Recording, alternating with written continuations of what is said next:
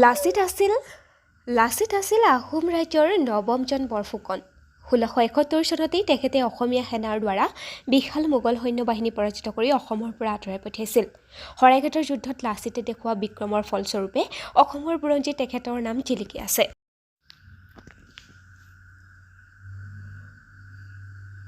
লাদৈগড়ত হোলোঙাপাৰ স্থিত ঐতিহাসিক বীৰ লাচিত মৈদাম আপোনালোকে নিশ্চয় আহিছে এই মৈদামলৈ। আৰু ইয়াত যিহেতু নতুনকৈ মূৰ্তি নিৰ্মাণ কৰা হৈছে বীৰ লাচিতৰ আটাইতকৈ বৃহৎ আকাৰৰ মূৰ্তিভাগ, আৰু আজি কিছুদিনৰ আগতে প্ৰধানমন্ত্ৰীয়ে উন্মোচন কৰি গ'লহি এই মূৰ্তি। মই পলমকৈ হ'লেও লাচিত মৈদামলৈ আহিলোঁ আৰু ভাবিলোঁ আপোনালোকৰ সৈতেও ভিডিঅ'টো শ্বেয়াৰ কৰোঁ। কাকতজনত এটা বাতৰি কৰিবলৈ আহি পালোহি একেবাৰে লাচিত মৈদাম, আৰু এয়া ভিতৰলৈ আমি সোমাই গৈছোঁ। আপোনালোকে নিশ্চয় সকলো ইয়াত চাবলৈ আহিছেই, আৰু কিছুদিনৰ আগতে যিহেতু প্ৰধানমন্ত্ৰী আহিছিল ইয়াত, আৰু আপোনালোকে নিউজতো বহুত ধুনীয়াকৈ দেখিছে।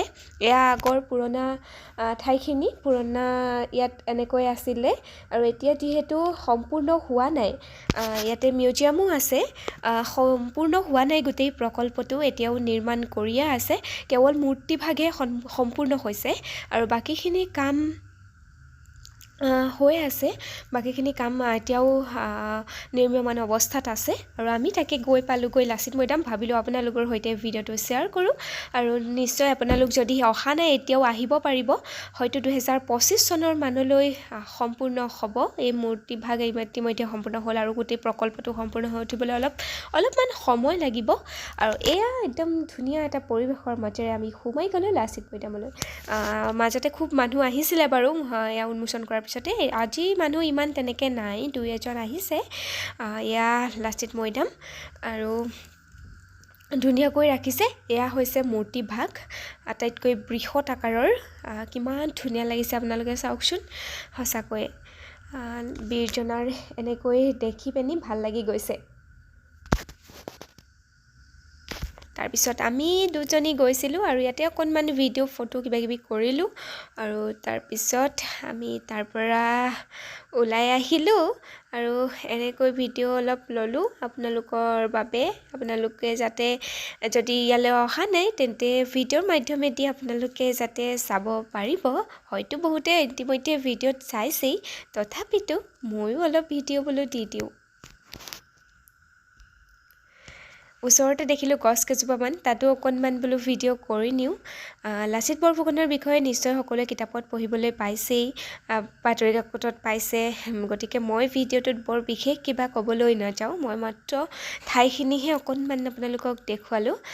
আমাৰ যিহেতু টিয়কৰ পৰা বৰ বিশেষ দূৰ নহয়, টিয়কৰ পৰা লাদৈগড়লৈ বিশেষ দূৰ নহয়, সেইকাৰণে অৱশ্যে যোৱাটো অলপ পলম হ'ল। তাৰপিছত দেখিলোঁ ফুলৰ প্ৰতি মোৰ এনেও এটা দুৰ্বলতা আছে।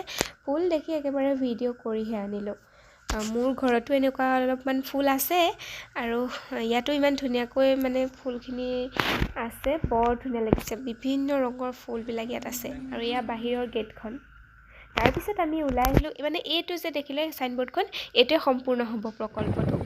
তাৰপিছত আমি দুজনী আহিলোঁ ওলাই তাৰ পৰা, আৰু এইয়া গৈ আছোঁ। ৰাস্তা দেখিছেনে, একদম ধুনীয়া বনাই দিলে। যিহেতু প্ৰধানমন্ত্ৰী আহিছে, ৰাস্তাটো ধুনীয়া হ'বই লাগিব। আৰু ইয়াৰ পৰা ফিৰফিৰীয়া ৰাস্তাৰে আমি স্কুটি চলাই গৈ আছোঁ, আৰু অলপ পিছতে হাইৱে পামগৈ। যিহেতু হাইৱে পৰা অলপমান সোমাব লাগিব, মানে হাইৱে পৰা দেখিবই গেটখন, মেইন গেটখন দেখিবই।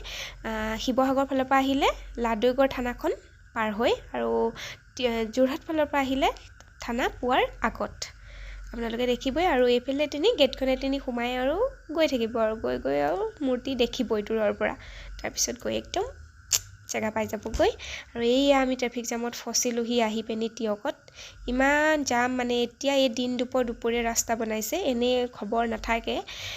এয়া বনাই পিনি পূৰা জাম লগাই দিছে টিয়কৰ, মানে ৰাস্তা একদম বন্ধ, ৰাস্তা অৱস্থা নাইকিয়া।